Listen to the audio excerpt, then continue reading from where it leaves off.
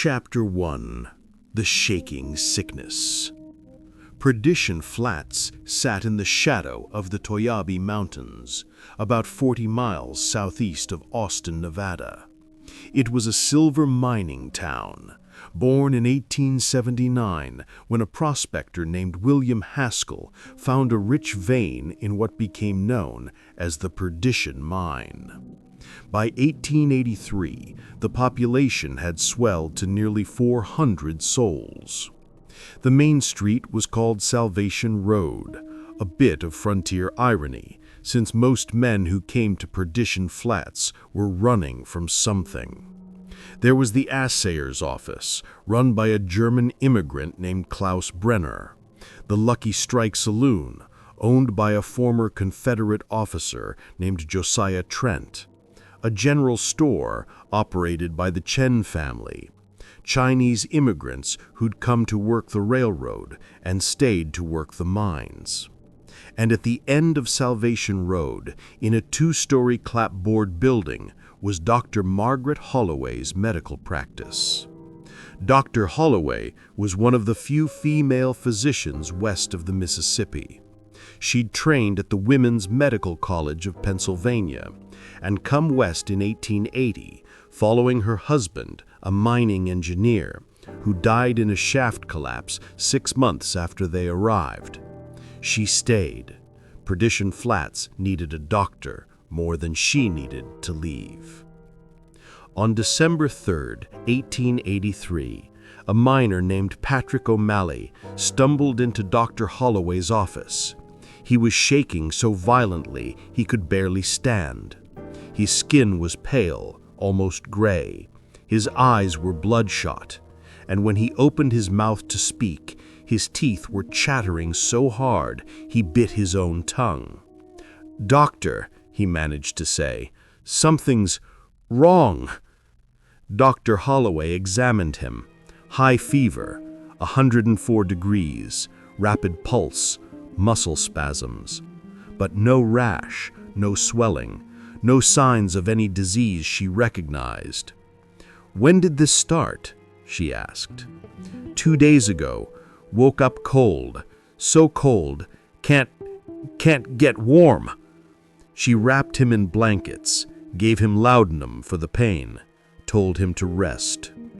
By morning, Patrick O'Malley was dead. And 3 more miners had the same symptoms. Over the next 2 weeks, the shaking sickness, as the townspeople called it, spread like wildfire. It didn't matter if you were young or old, strong or weak. It took miners and merchants, children and grandmothers. The symptoms were always the same: fever, shaking, screaming as the muscles contracted so violently they broke bones, and then death. Dr. Holloway worked around the clock. She tried everything: quinine, mercury treatments, bloodletting, ice baths. Nothing worked. The sick kept dying. The healthy kept getting sick. By December 20th, 37 people were dead. Another 20 were showing symptoms. The town was dying. And then, on the morning of December 21st, the shortest day of the year, a stranger rode into Perdition Flats on a gray horse. He was tall and thin, almost skeletal. His face was angular, with high cheekbones and deep-set eyes the color of amber. He wore a black suit, a black hat, and over it all, a long black leather apron that hung to his knees. The apron had dozens of pockets, and from each pocket protruded the gleaming tips of needles. He tied his horse outside the Lucky Strike Saloon and walked directly to Dr. Holloway's office. She was inside, treating a 10-year-old girl named Emma Chen, who was in the early stages of the sickness. The stranger knocked once, entered without waiting for permission. "Dr. Holloway," he said, His voice was smooth, cultured, with a faint accent Margaret couldn't place. "My name is Dr. Thaddeus Crane. I understand you have a problem." Margaret looked up from her patient, exhausted and desperate. "Who told you about us?"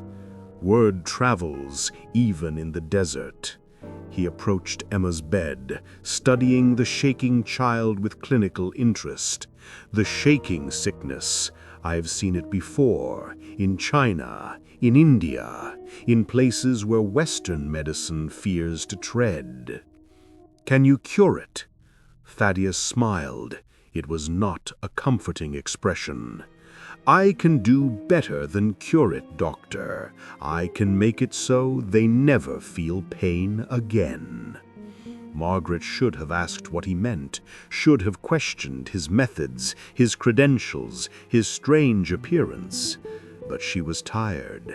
She'd watched 37 people die. She'd held children as they screamed themselves to death. She was desperate. "What do you need?" she asked. Thaddeus removed his black leather apron and laid it on the examination table. He unfolded it carefully, revealing rows upon rows of needles, silver, gold, copper, iron, and some that seemed to be made of crystal or glass. Each one was different lengths, different thicknesses, different tips. "I practice an ancient art, acupuncture the Chinese call it, but I have refined it, perfected it. These needles don't just redirect the body's energy, they reprogram it. They teach the body to heal itself, to transcend pain, to transcend weakness." He selected a long silver needle and held it up to the lamplight. It gleamed with an oily, iridescent sheen. "To transcend death itself." Chapter 2. The First Treatment. Emma Chen was the first.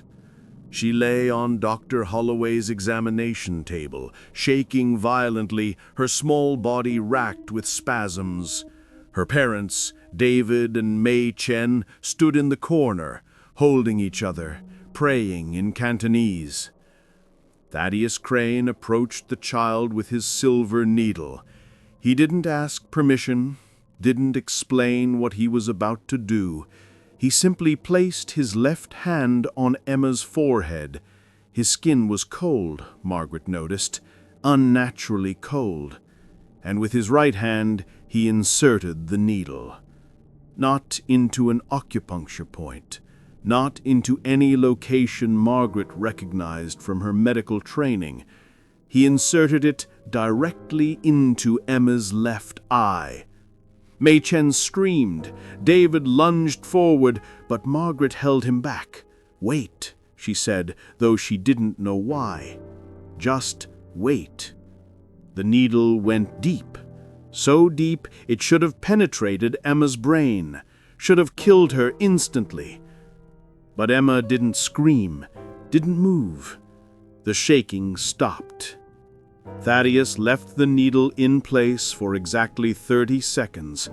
Then he withdrew it slowly, carefully.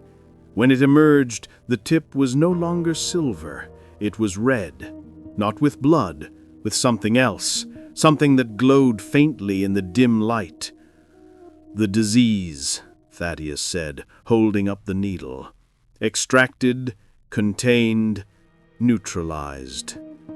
He placed the needle in a small glass vial and corked it. The red glow pulsed once, twice, then faded. Emma Chen opened her eyes, both eyes. The one that had been pierced showed no damage, no blood, no wound. "Mama," she said. Her voice was clear, strong. The fever was gone, the shaking had stopped. May and David rushed to their daughter, weeping, holding her, thanking God and Buddha and anyone who would listen. Margaret stared at Thaddeus Crane. How did you do that?" The body is a machine, doctor. It can be repaired, adjusted, improved. You simply need to know which parts to touch. But you put a needle in her eye. That should have killed her, yes, by conventional understanding, but I don't practice conventional medicine. Word spread through Perdition Flats like wildfire.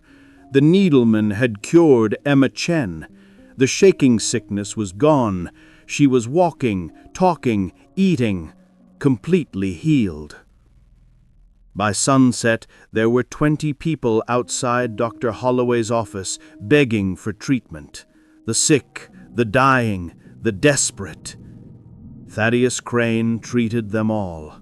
One by one, he selected needles from his apron, silver for some, gold for others, bone needles for the elderly, crystal needles for children. He inserted them into eyes, ears, throats, chests, places that should have caused agony, places that should have killed. But no one died. No one even screamed. The needles went in, the disease came out, glowing red on the needle tips. The patients healed. By midnight, all 20 were cured. Perdition Flats celebrated that night. For the first time in weeks, there was hope. There was life. Josiah Trent opened the Lucky Strike Saloon and declared drinks on the house. Klaus Brenner played his accordion. Children ran through the streets, no longer afraid of getting sick. Dr. Margaret Holloway stood outside her office watching the celebration, feeling relief wash over her like a wave. Thaddeus Crane stood beside her, his black apron folded over his arm, his amber eyes reflecting the lamplight. "You saved them," Margaret said. "I did," Thaddeus agreed. "How can I ever repay you?" Thaddeus smiled that unsettling smile again. "You have already, Doctor. You gave me permission to work. That's all I ever need." He tipped his hat and walked toward the boarding house where he'd taken a room. Margaret watched him go, and for the first time since he'd arrived, she felt a cold knot of unease in her stomach. Something was wrong. She just didn't know what yet. Chapter 3. The Changes. The first sign came 3 days after the treatments. Emma Chen stopped eating. Not because she wasn't hungry. She said she simply didn't need to. Food tasted like ash, she told her mother. Water felt wrong in her throat. She felt full, complete, as if her body no longer required sustenance. May Chen brought her daughter back to Dr. Holloway's office on December 24th, Christmas Eve. "She hasn't eaten in 2 days," May said, her voice tight with worry. "She drinks a little water, but that's all. She says she doesn't need anything else." Margaret examined Emma. The girl's vital signs were strange. Her pulse was slow, 40 beats per minute, far below normal for a child. Her body temperature was 94 degrees, hypothermic by any standard. But Emma showed no signs of distress. She sat calmly, smiling, her eyes bright and alert. Too bright. In the lamplight, Margaret noticed something she'd missed before. Emma's eyes reflected the light differently now, like an animal's eyes, like a cat's. "Emma," Margaret said gently, "how do you feel?" "I feel perfect, Dr. Holloway," Emma said. Her voice was flat, emotionless. "I don't hurt anymore. I don't feel cold or hot. I don't feel hungry or tired. I just am." Over the next week, the other patients began showing similar symptoms. They stopped eating, stopped sleeping, their body temperatures dropped, their pulses slowed, but they didn't seem sick. They seemed calm, peaceful, empty. Patrick Donovan, a miner who'd been cured on the first night, came to the saloon on New Year's Eve. Josiah Trent poured him a whiskey. Patrick stared at it for a long moment, then pushed it away. "Don't want it," Patrick said. "You always want whiskey," Josiah said, confused. "Used to. Don't anymore. Don't want anything anymore." Josiah leaned closer. "You feeling all right, Patrick?"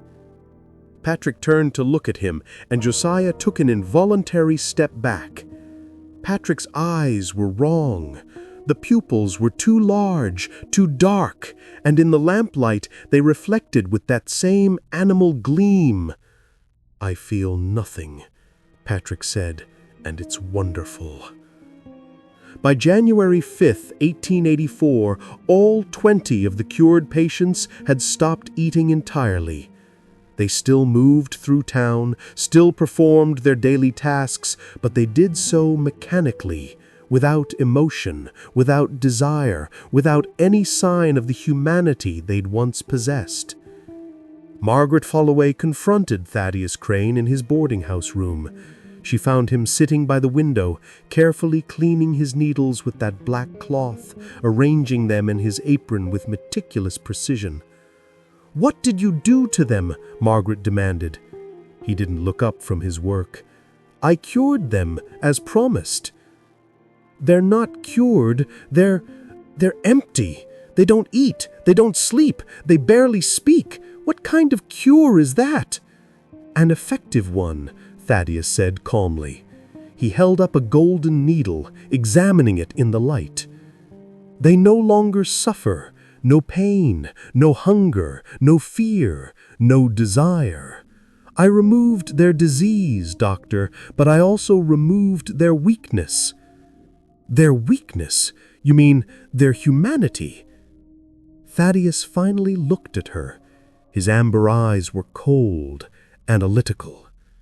"Humanity is the disease, Dr. Holloway. The constant wanting, the endless suffering, the fear of death. I simply cured them of it." Margaret's blood ran cold.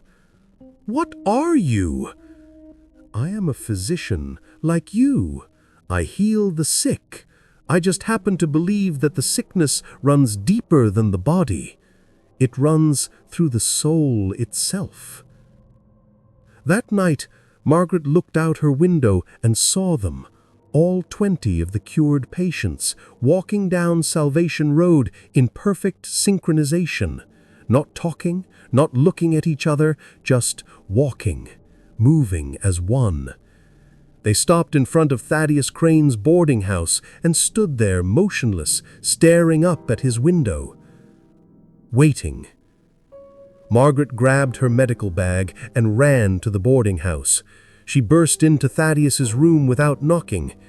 He was standing at the window, looking down at the gathered patients with an expression of satisfaction. "What are they doing?" Margaret demanded. "Waiting for instructions," Thaddeus said. "They're cured, doctor, perfected. They no longer suffer from the chaos of human emotion. They are pure, efficient, obedient." "You turned them into puppets." "I turned them into something better than human, something that doesn't suffer. Isn't that what medicine is supposed to do? Eliminate suffering?" Margaret pulled a revolver from her bag, a small .32 caliber she kept for emergencies. She pointed it at Thaddeus. "Fix them, now, or I swear to God I'll—" Thaddeus moved faster than she could track.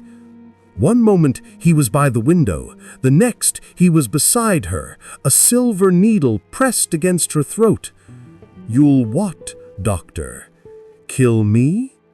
That won't help them. The treatment is permanent, irreversible. They are what they are now, what they will always be."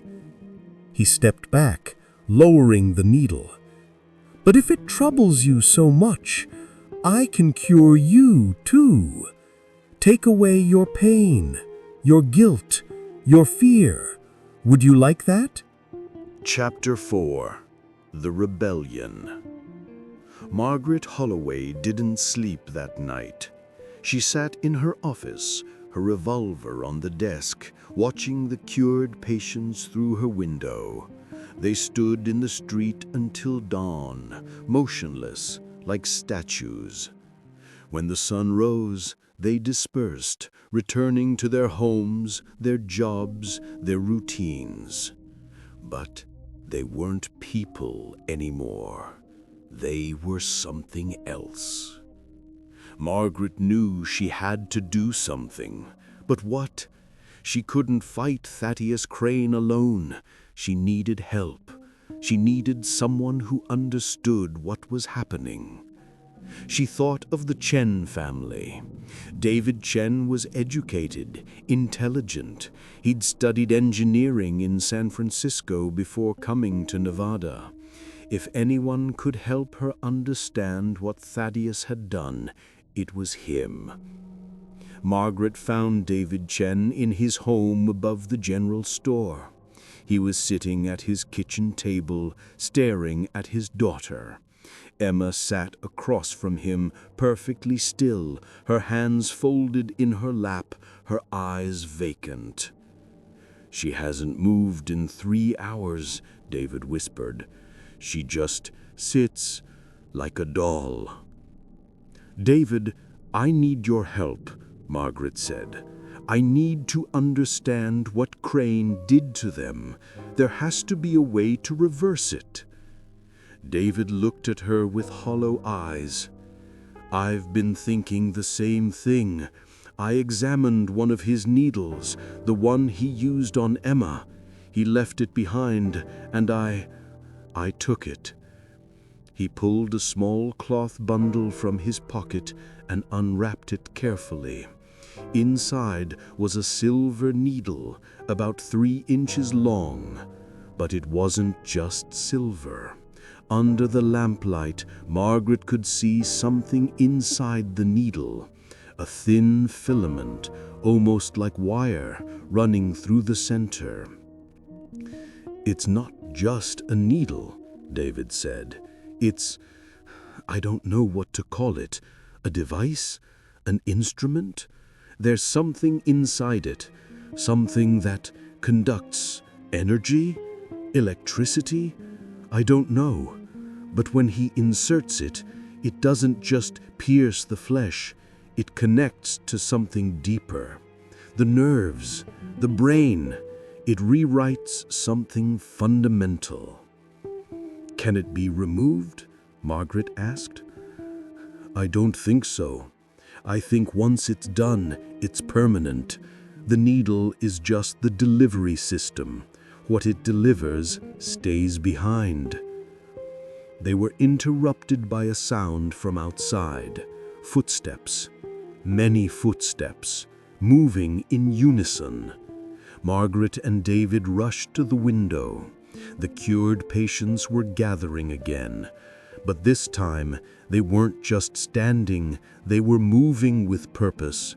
They were going door to door, knocking, speaking to the healthy residents of Perdition Flats. "What are they doing?" David whispered. Margaret listened. She could hear fragments of conversation drifting up from the street. "No more pain? Dr. Crane can help you? Wouldn't you like to be free?" "They're recruiting," Margaret said, horror dawning. "They're trying to convince others to get treated."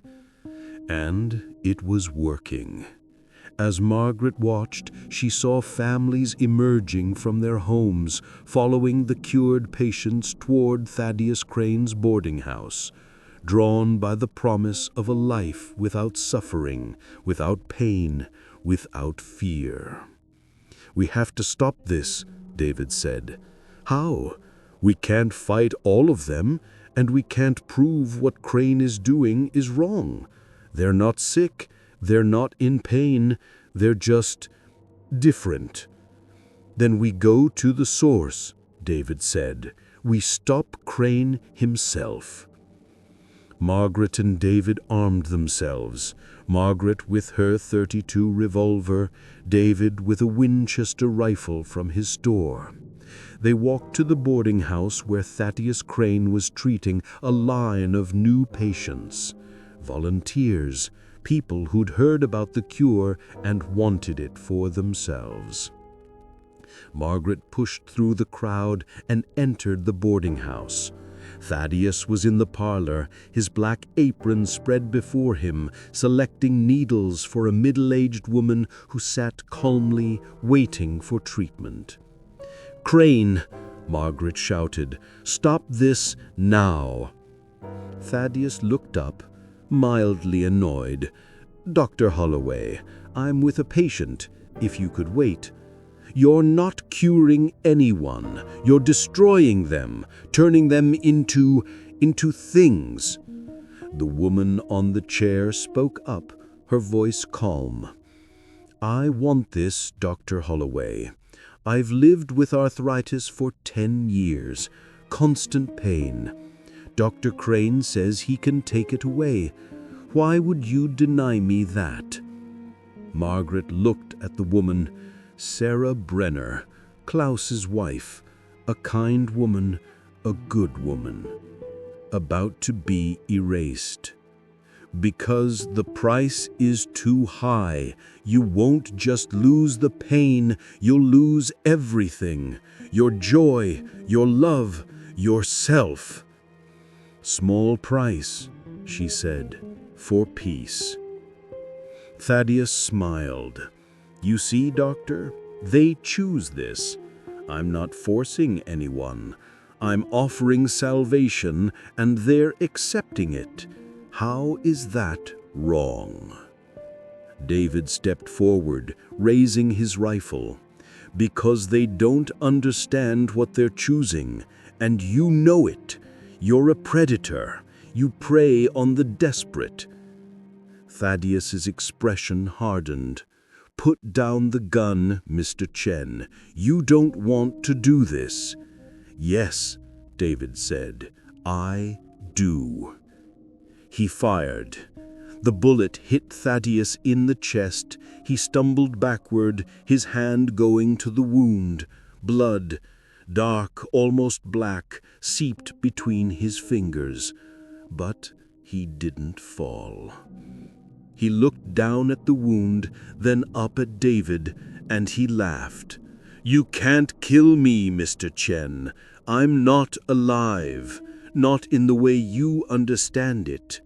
He pulled his hand away from the wound. The blood stopped flowing, and under the torn fabric of his shirt, Margaret saw something that made her stomach turn. Needles. Dozens of them. Embedded in Thaddeus's chest, his arms, his neck, protruding from his skin like quills, silver and gold and bone and crystal, all glowing faintly with that same red light she'd seen before. "I cured myself years ago, cured myself of weakness, of mortality, of humanity. I am the perfected form, and I'm offering that perfection to anyone who wants it." The cured patients began entering the boarding house, 20 of them, moving in unison, surrounding Margaret and David. "You can't stop this," Thaddeus said. "It's already begun. By spring, everyone in Perdition Flats will be cured, and then I'll move on to the next town and the next until everyone is free." Chapter 5. The Burning. Margaret Holloway made a decision in that moment, a terrible decision, but the only one she could see. If she couldn't save the cured, she could at least stop Thaddeus Crane from creating more. She looked at David Chen. He understood immediately. He nodded once. "Run," Margaret said to Sarah Brenner. "Get out of here. Tell everyone to leave town, now." Sarah hesitated, then fled. Margaret pulled a bottle of lamp oil from her medical bag. She always carried it for sterilization. She threw it at Thaddeus's feet. The bottle shattered. Oil spread across the wooden floor. "You'll burn with us," Thaddeus said, unconcerned. "I know," Margaret said. She struck a match. The boarding house was old, dry wood. It went up like kindling. Flames raced across the floor, up the walls, consuming everything. The cured patients didn't run. They stood in the fire, burning, their faces blank, emotionless, even as their skin blackened and peeled. Thaddeus Crane stood in the center of the inferno, his needles glowing brighter and brighter as the heat intensified.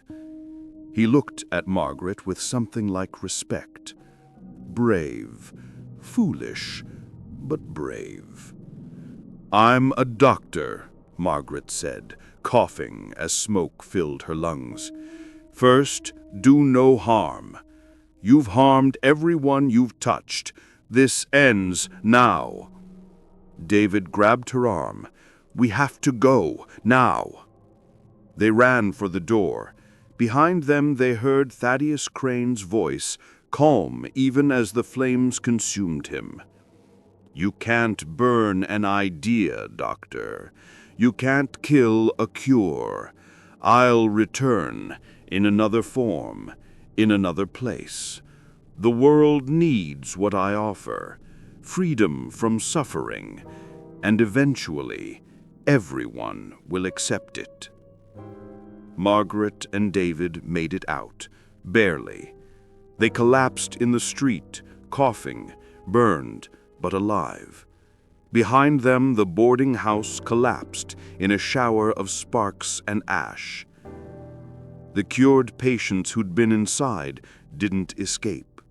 They burned with Thaddeus Crane, standing motionless in the flames until the end. The rest of the cured, those who hadn't been in the building, stood in the street watching their creator burn. And then, as the last timber fell, they collapsed. All of them, simultaneously, as if someone had cut their strings. Margaret rushed to Emma Chen. The girl was breathing, but unconscious. Her pulse was weak, but present. Her body temperature was rising, slowly returning to normal. "David," Margaret said, her voice hoarse, "check the others." He did. They were all the same, unconscious, but alive. The emptiness was gone from their faces. The mechanical precision was gone from their movements. Whatever Thaddeus Crane had done to them, his death had broken it. Emma Chen woke 3 days later. She was hungry, ravenously hungry. She ate everything her parents put in front of her and asked for more. She cried when she stubbed her toe. She laughed when her father told her a joke. She was human again. They all were. But they remembered every moment of being cured, every moment of being empty, and the memory haunted them. Patrick Donovan left Perdition Flats and never returned. Sarah Brenner woke screaming every night for months. Klaus Brenner started drinking and didn't stop until it killed him in 1887. The town tried to move on, tried to forget, but some things can't be forgotten. Dr. Margaret Holloway stayed in Perdition Flats until 1890, when the silver ran out and the town began to die. She moved to Carson City and continued practicing medicine until her death in 1923. She never spoke publicly about what happened in the winter of 1883-1884. But in her private journals, discovered after her death, she wrote one entry dated January 15, 1884. "I killed a man today, or something that looked like a man. I burned him alive to save the people he'd cured. I don't know if I did the right thing. I don't know if there was a right thing to do. All I know is that some cures are worse than the disease, and some doctors should never be allowed to practice." Epilogue. Perdition Flats is gone now. The buildings collapsed decades ago. The mine flooded in 1891 and was never reopened. The site is on private land, about 40 miles southeast of Austin, Nevada, accessible only by dirt roads that wash out every spring. But sometimes, hikers in the Toyabe Mountains report finding something strange. Needles, silver, gold, bone, crystal, scattered in the desert, half buried in the sand. They gleam in the sunlight, and some say if you pick one up, you can feel it humming, vibrating, as if it's alive, as if it's waiting.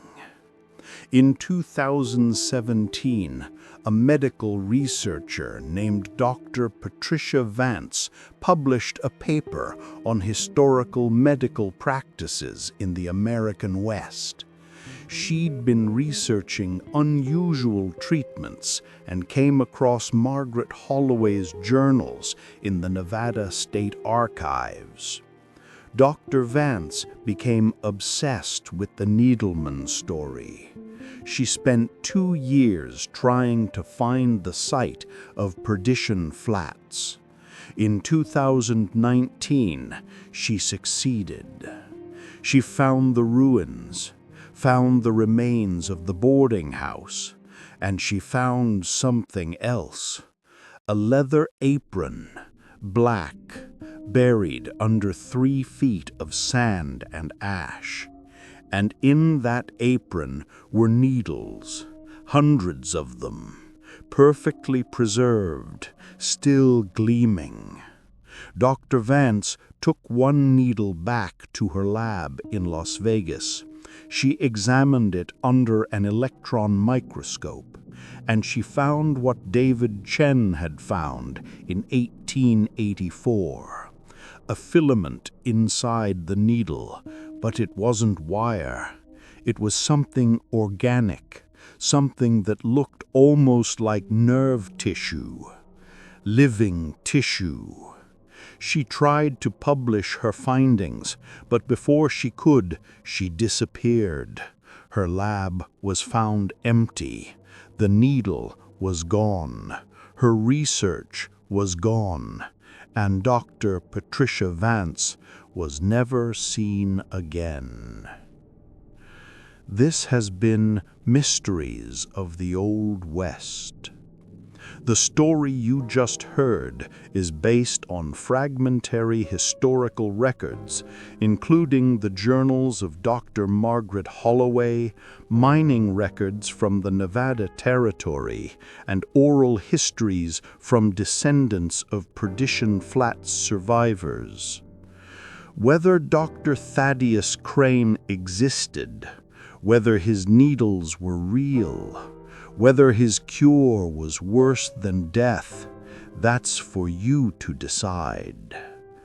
But if you ever find yourself hiking in the Nevada desert and you see something gleaming in the sand, don't pick it up. Don't touch it. And whatever you do, don't let it touch you. because some cures don't heal, they transform.